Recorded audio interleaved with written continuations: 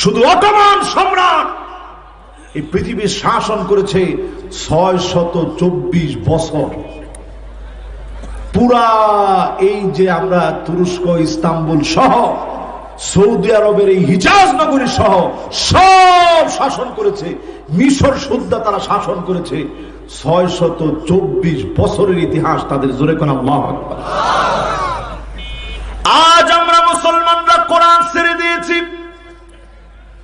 জুলম আর নির্যাতনের গ্লানি আমাদের কাছে। বের হওয়ার জন্য কোরআনুল কারীমে অসংখ্য দিক নির্দেশনা আল্লাহ তাআলা দিয়েছেন।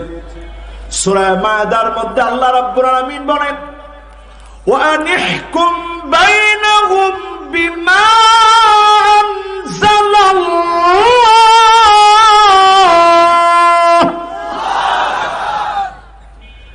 নবী আপনি বিচার করবেন কোরআন থেকে।